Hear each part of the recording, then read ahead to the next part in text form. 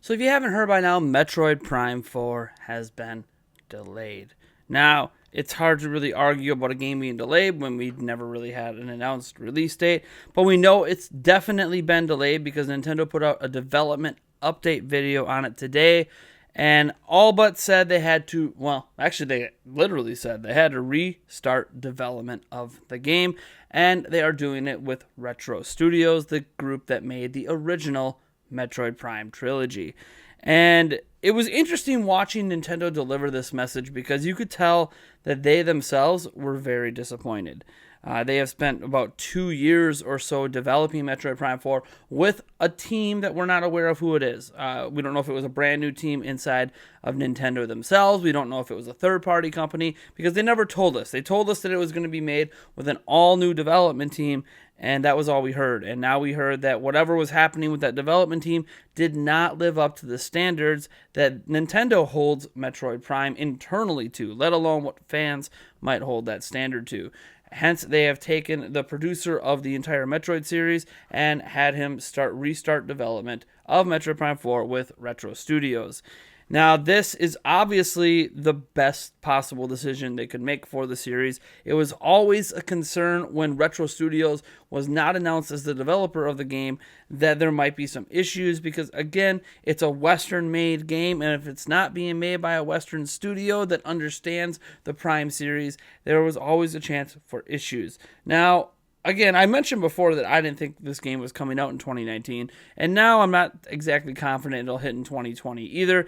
2021 now seems like a better target date to at least give them 2 years of development. Now, what's also upsetting about this is I'm concerned about whatever Retro Studios was working on before this because Nintendo said they had to restart development basically the moment they made this decision for Retro Studios to make Metroid Prime 4 now. And the problem I think I have with it is that the only problem really, by the way, I actually think this is an excellent decision and in the best interest of Metroid Prime. I would rather the game be indefinitely delayed and then restart development than just can the game altogether and not make it or release what would end up being a subpar product compared to the first 3 Metroid games. I mean, I actually like Metroid Other M, but imagine that Metroid Prime 4 would have been like a Metroid Other M kind of game. That would be very disappointing. Or heck, a Federation Force game, which Federation Force is actually pretty good, but that's not exactly like the style of game that Metroid Prime is. So I don't think that that direction would have worked for the series either. So whatever was being made had to be scratched. And I'm sure someday, 10 years from now, we'll actually get a glimpse at whatever this mystery Metroid Prime 4 game was by whatever studio happened to be making it. But that'll be long after we already have Metroid Prime 4 in our hands. So I honestly think it's good. I think the only concern I have is the potential that Retro Studios had to stop working on whatever they were working on. Now, we've heard it was a Star Fox racing game, and who knows, maybe it's done. Maybe that's kind of the big thing is like, look, they're wrapping up development on that so they can have most of their team start working on a Metroid Prime 4. That's entirely possible as well, but I think there's some valuable lessons Nintendo can take away from this. And that is that when you have this Western developed version of one of your IPs that is massively popular, way popular than the Metroid series itself has ever been, you kind of have to stick with that studio if you want it to be excellent. And I think another issue that take here and how this even came about, like why did they not go to Retro Studios in the first place, was one, Retro Studios was already busy with a project, and two, if you guys remember, Retro Studios had a chance to make a Metroid Prime 4, and they chose to make Donkey Kong Tropical Freeze. You have to wonder if Retro Studios even wanted to work on another Metroid game. And now it seems after the massive disappointment that happened with whatever was happening with Metroid Prime 4, that Retro Studios was basically told, look, you're making Metroid Prime 4. I'm sure, of course, the people that work at Retro Studios that might have worked on the prior games probably saw what was going on, and they're like, yeah, we can't let you release that embarrassment of a game. We need to do this right. So I'm sure there's a lot of pride at Retro Studios that Nintendo had to kind of tuck their tails, come to them and be like, dude, we need you guys to do this right. And they're like, we got you, Nintendo. We got you. So ultimately, this is a really good decision for Metroid Prime, and probably should have been the decision made years ago. Then again, you have to understand that Retro Studios probably already had an ongoing project. I'm hoping that ongoing project is something that's near completion that they can actually release this year. If it's not, then it's probably going on the back burner, which kind of sucks because it means we're going to have a massive gap between games from Retro Studios, like 7 or 8 years, which is insane. But you know what? At least at the end of it, we know we're getting Metroid Prime 4. Now, Nintendo also did something on their video today that I'm not necessarily in agreement of, and I think they did it anticipating a lot of backlash. They disabled comments. This happens a lot when there's already a bunch of nasty comments. You'll just turn them off because you don't want to read them anymore, or because you're afraid there's going to be. But if you actually look at the like to dislike ratio at the time of me recording this video, it was at like 97%, which means a lot of fans of Metroid Prime and a lot of fans of Nintendo are very understanding of this happening. We would much rather see this game shift to the studio that created the original trilogy than to see them release a subpar product. And what is nice is that Nintendo is holding themselves to those quality standards, because they could have just released whatever was happening with this project and had it not live up to standards, and just milked Metroid fans for a couple million in sales and just had them be disappointed. And you got to give Nintendo credit there where they actually do care about the quality of their games. Of course, some people might point out the irony in saying that when like Super Mario Party didn't have a lot of stages and let you play those boards online, and obviously Mario Tennis Aces seem to be lacking content. But I think we can even admit, looking back at those games, they are like better entries than we have seen in those series in a while. So while maybe those games aren't the highest of the highs for the franchise, that's better than it's been. And I feel like that's what they were looking at with Metroid Prime 4. Is Metroid Prime 4 at least as good as, if not better than, what Metroid Prime has been? And whatever was in development wasn't working out. And if I had to guess, it was probably because it was by a Japanese studio who has never made a first-person style game before. And it just wasn't, a shooting game, let alone, the puzzles and all the platforming elements.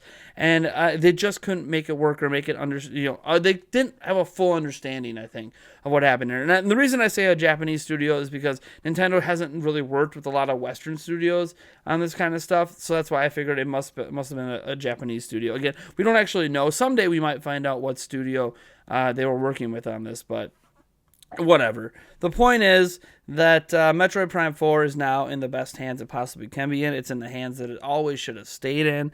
And my only hope is that whatever Retro Studios was working on is almost done or near completion, so we don't have to see that delayed to Kingdom Come for Metroid Prime 4. But ultimately, I just want to say thank you, Nintendo, for communicating to us. A lot of companies just don't. Kingdom Hearts 3 was in development hell. That wonderful, wonderful game that's releasing on other platforms that I wish was on Switch. It was in development hell for a long time with zero communication. At least Nintendo is like, look, you're not going to see this game till 2021 at the earliest. And they could have just said nothing. Nintendo has done that before. They've kind of like, if you kind of remember the brief mention of Pikmin 4, like Nintendo's done this before where they say something and then we just don't hear anything, like ever. And I'm glad that Nintendo respected the Metroid fan base enough to come out and admit, look, we screwed up. Look, we made a mistake with this company or this team we built internally. It's just not working out. We have to tuck our tail and restart development. And you got to remember, Metroid Prime isn't exactly a cheap series for Nintendo to make, and it's a game that only sells between 2 to 4 million copies. So it's not exactly something that's guaranteed to be a massive sales success for the amount of money they sink into it. And they already have years of development, money spent, and now they got to restart. So you have to give Nintendo credit for that as well. Like, they clearly were willing to bite the bullet on this one and eat the losses. And now it's going to take even bigger sales of Metroid Prime 4 to make up for those losses. And I think I don't know if they're really with how big Switch is getting, I don't know if they're as concerned about sales of Metroid Prime as they are making sure that even if it doesn't make up for basically development of 2 full games in one, that they can at least know that when people play it, they can set themselves up for future Metroid games to be a success. So they just want people to really like the game at this point. They bit the bullet and said, look, we have to release this. We need to do it right. And we want to make sure people really love this game to keep the integrity of the series alive for future series sales. So kudos to you, Nintendo, on biting the bullet. Thank you for communicating to this when many other studios wouldn't. And I have to say, it was a little funny watching the video as a big Zelda guy and just having all these flashbacks to the many times Eiji Aonuma came on a video on YouTube to give us a development update on Zelda, and every single time it ended with a massive delay. So, I mean, they technically didn't say the game was delayed. So they just said, oh, hey, we got to start development all over again. So thanks for the communicating with us, Nintendo. Otherwise, people would have been left in the dark for another year just thinking, oh, if we didn't hear about it this year, it's because it's launching next year. Now we know, hey, look, it's going to be a while. It's going to be 2 or 3 years before I hear about this again. And I guess that it does give it a chance to maybe be a launch game on their next-gen platform, whatever that is. Maybe a Switch 2, I don't know. But, hey, at least we know it's going to be done right because it's being done by the team, or at least the studio that made Metroid Prime so special in the first place. I want to thank all of you guys for tuning in. And I know maybe it's a little bit of a sad news. I think this is honestly, I'd rather have the game done right. And I think you would like it done right too. I don't care if this game takes 10 years. As long as they communicate to us along the way as they just did now, and the final product ends up being worth it. So thank you so much, Nintendo, for communicating. And thank you to the Nintendo fan base who seems to be so understanding that this happened. Not every fan base is this understanding of development hell and the bad things that can happen and the mistakes that can be made with team choice. And it's nice to actually see this come out and not have a massive dislike ratio, let me tell you. Thanks for tuning in. Be sure to enter our Nintendo Switch Super Smash Bros. Ultimate giveaway through the Gleam.io link down in the description, and I'll catch all of you guys in the next one.